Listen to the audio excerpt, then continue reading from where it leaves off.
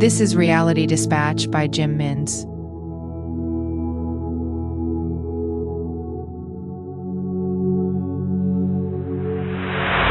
Mary stood by the edge of the pool where Matt's body was found.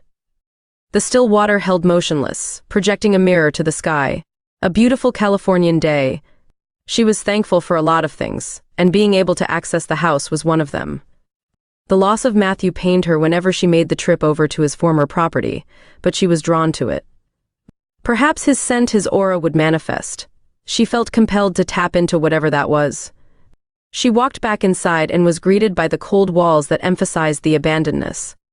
A cruel outcome, for he had not abandoned the world, his world had abandoned him. She ventured further than she usually would. She stopped outside his bedroom and peered in, still tucked safely behind the doorway. She wouldn't want him to think her a trespasser. She always respected his privacy even when others wouldn't. There was the time they all had a steak meal on the strip and she promised him she would drive him home. They were alone on the march back to his car when the paparazzi found them. Or him. He was intoxicated and that was okay, she felt, for they were having fun. But the intentions of the snappers were nefarious and this drew out the worst in Matt. He took it personally. He knew they profited from his misery. Mary had attempted to remind him that the night was different, that he was amongst loved ones and that they all had enjoyed themselves. These reassurances only accelerated his anger, for he felt these moments to be fleeting and the invading camera's proof that he was not entitled to enjoy these moments in the long run. Mary focused on the empty patch of floor where his bed was. She wondered if she should go to his closet and smell his clothes. Then she remembered that all the clothing had been removed. Nothing remained. Not even the water ran out of the tap anymore. It had been 7 months, and Mary often wondered if the entire world had forgotten him except for her. She longed to have a conversation with a friend or relative like the one she had during the first week or even months after he had gone. Now, whenever she brought the topic up, she got a sense from the recipient that their tolerance for her grief had waned. She imagined them internally requesting her to move on or get on with her life. She had tried. She ventured out back once more to retrieve her handbag when she heard the phone rattling inside.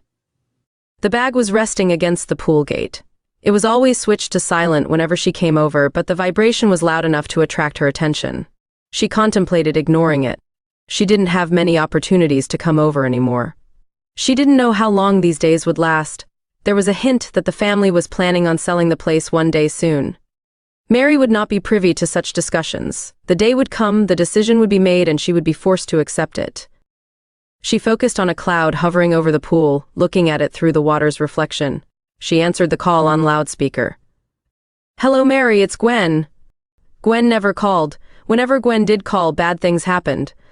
Like the day she rang to tell her about Matt. But now Matt was gone. What could she possibly have to say? "What's the matter?" Mary asked. "Have you heard from the police?" Gwen replied. Mary's first thought was that something had been destroyed. A robbery. Perhaps her apartment. She lived alone in West Hollywood, and there was a recent flurry of activity in her block concerning security. She hadn't kept up appearances with her former circle of friends. The police would have built a communication profile from Matt's death in case they needed to contact others. They were holding on to this information, and it had come in useful for such an occasion. They could not get a hold of Mary, so they called Gwen. This was why Gwen was now making contact with Mary after 7 months. It all made sense, as Mary's phone was on silent. They must have been trying to call while she was driving over. This was what Mary convinced herself in the seconds between the question being asked and her eventual reply. "No, I haven't. Is everything okay?" "Mary, there is an investigation opening into Matthew's death.